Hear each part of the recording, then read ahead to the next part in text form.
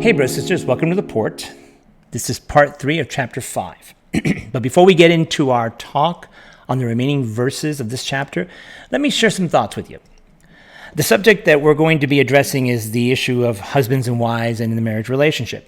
And I believe that requires a talk all on its own. Men and women have drifted from their God-intended identities and how they should relate to one another. The culture has done that. And when you really think about those subjects or those ideas, you could definitely see how it deserves a much greater presentation than what I'm going to do here today. So that's why I'm kind of apologizing ahead of time, because I'm not going to go really deep. I'm just going to read the chapter and I'm going to share a couple of things, and then I'm just going to finish it off and just get the series of get through chapter 5 and then get into chapter 6. But I promise that I am going to do my best to present a talk just on this subject alone. So just wanted to say that right off the get-go before we get into this. Okay. Part 3 of chapter 5. Let's do a quick review where we left off in the last talk. So in what we last read, we read that Paul was exhorting us not to be drunk with wine, but to be filled with the Spirit. And as we continue to read the passages, we see that Paul was unpacking how to be filled with the Spirit. And he was saying pretty much sing psalms and hymns and spiritual songs. Which when I started to read that, I thought, what is Paul saying? Is it really to be filled with the Spirit like what happened when we were born again? No, I believe that what Paul is communicating there, to be filled with the Spirit, is a kind of a stirring up of the Spirit. And of course, I added a contemporary application to that verse, that he said sing songs and spiritual songs, but I believe that we could also stir up our spirit when we listen to messages or listen to songs and sing those kinds of songs to ourselves and to others and hear messages that are going to build us up. So we're going into that. So that's where Paul left off, to stir up our spirit, to be filled with the Spirit. Better to be filled with the Spirit than to be drunk, finding your buzz in the Spirit per se. Going into verse 21. Now, in the last message, I also said that somehow, folks, I skipped over 20 and thought that verse 20 was verse 21. And I said that I was going to break 21 into 2 parts. No, that's actually what we finished off was verse 20. And now we're going to begin in verse 21. So verse 21, it says, and I'm reading out of the Message translation because of its contemporary, how it's written in a more contemporary language. So this is the Message translation of Ephesians chapter 5, verse 21. It says, out of respect for Christ, be courteously reverent to one another. I love that just from the get-go. The first thing that Paul says, what he always does, he encourages believers not to think of themselves, but to think of others, to be respectful and courteous to one another.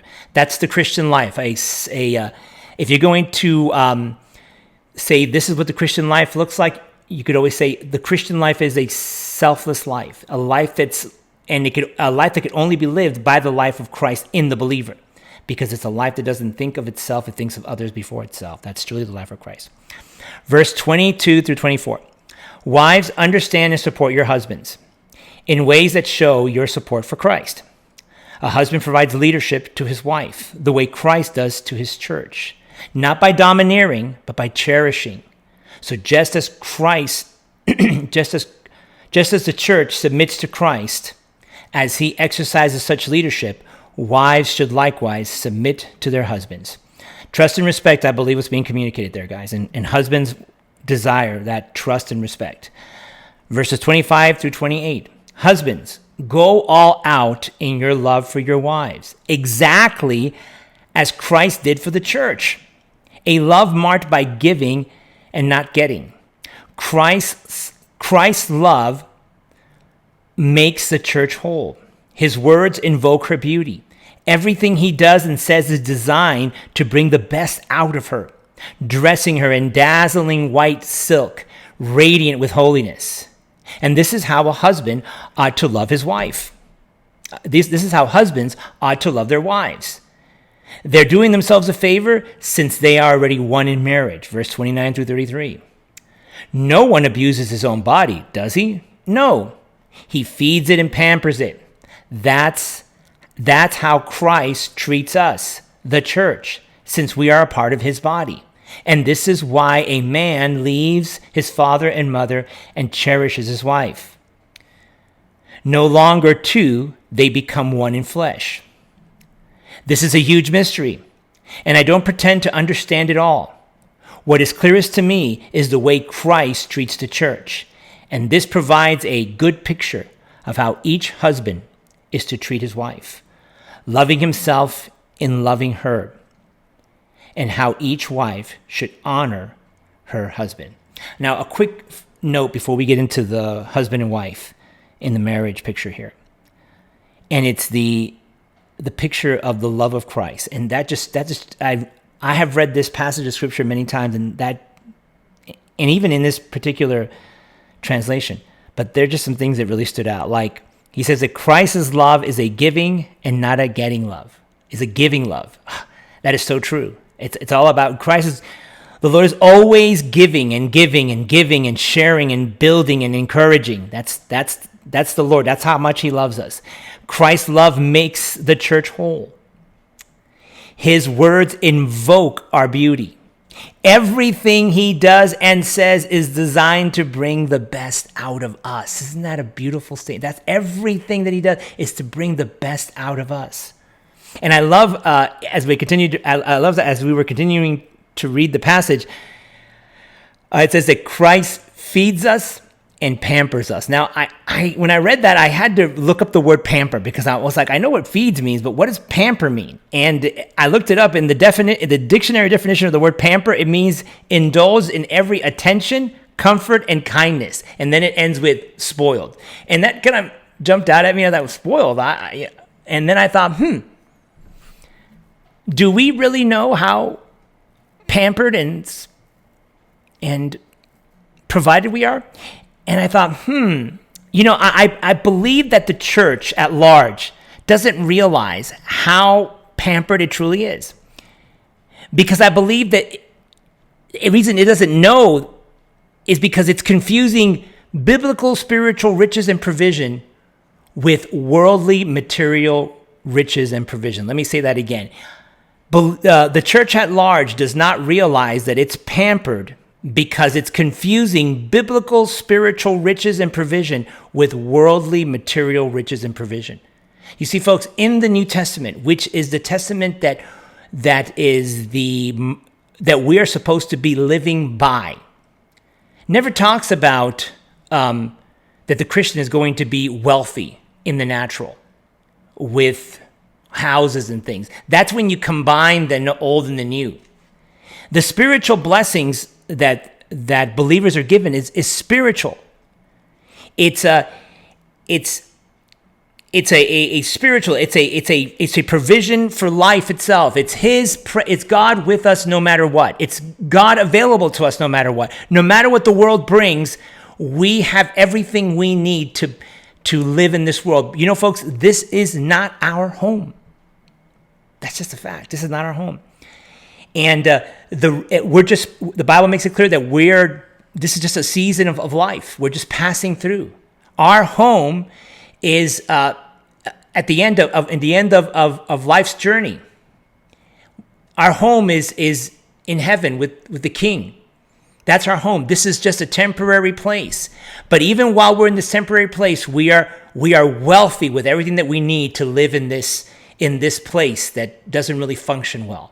That's how we're wealthy. And when you understand that, then you start realizing how pampered we really are. I'm learning that every day. I'm learning that more and more and more. I knew it. I challenged it, and I see it more and more when I went through all my phases. And I know it now more than ever how ridiculously loved and provided we are. We are truly wealthy. We are truly spoiled. If we are truly, as it says here, we are truly indulged in every attention, comfort, and kindness from the Lord. I totally believe that. Anyways, that's a whole. I don't mean to go off on that tangent because I always want to emphasize that with you guys. So, anyways, I love this passage that we just read about husbands and wives. I think it's a beautiful thing, especially now that we're in this middle of this. There seems to be like a debate. Now that there's a spiritual awakening happening, I see a lot of people talking about God and marriage and relationships, right? But I believe that that what Paul was describing in this passage is God's way of making a marriage relationship work. And he again, like just like You look at that and he seems like he sets a high standard. Now, I have come to know and I have come to learn that anytime Paul, well, I believe that when Paul was saying that, I don't think that in his mind he thought that believers were going to have to muster up the strength to do this, what he's talking about. Again, this is something that Christ does in individuals. A wife cannot honor and submit unto her husband and respect her husband by her own initiative. She has to trust Christ's life in her. She has to trust his life in her to do that. It's something that's done in faith. A husband, there's no way that a man can muster up what Paul said to do on his own strength, to love his wife like Christ loved the church, with that kind of transforming, unconditional love. There's no way that a man could do that on his own. It's done only through the life of Christ in him. And I believe, and I have come to learn this, not just do I believe it, but not only do I believe it, but I have come to the final conclusion that any time Paul exhorted the church to do something, he always understood that it was always going to be done by the assistance of the presence of God in them. Bottom line. Let me share a passage from the book of Ecclesiastes. This is Ecclesiastes chapter 4, verse 12. I'm reading from the New King James Version. And I love this passage of scripture. And it says, though one may be overpowered by another, two can withstand him, and a three-folded cord is not quickly broken. I love this passage because I really think that this passage of scripture really describes what a marriage could be when Christ is the center. When Christ is the center of a marriage, it's the triple braided cord that cannot easily be broken. And I'm speaking from experience, okay? From experience. Just want to share that with you guys. So let me wrap with 3 final points. Number 1, I've been saying it already, this action, the action that Paul was talking about here can only be accomplished through the power of Christ in them. They should never be attempted apart from Christ. Number 2, the actions. A wife cannot demand her husband to love her as Christ loved the church. A husband cannot demand his wife to trust and respect and submit to him. This is something that she does as unto the Lord, something that I've learned from experience, okay? Number 3, this also points out the importance of being equally yoked. It's a phrase that we use in the church a lot, to be equally yoked. And it's like a yoke is something that 2 animals back in the day when they would plow grounds and use animals to do work, they would put a yoke on them. And to be equally yoked is to have the yoke on 2 animals of the same fit and built to move together and accomplish the same purpose. When you're unequally yoked, you have this big yoke and you have 2 different animals on it that just didn't know how to work together. And when you see that kind of exhortation from Paul of what marriage should be like, it really makes you think, man, I want my wife to trust the Lord and to know Christ. Because I love the Lord and I know Christ, and I'm going to do my part, and I'm going to submit to the Spirit of Christ, and I know that Christ is going to lead me to that radical love, and I'm hoping that my wife does the same thing. So you see the importance of knowing that? Anyways, so I'm going to stop here, and I hope you enjoyed that, chapter 5. Please don't forget to hit like and subscribe, and please leave a comment. Love to dialogue with you. God bless you guys. We'll talk to you soon.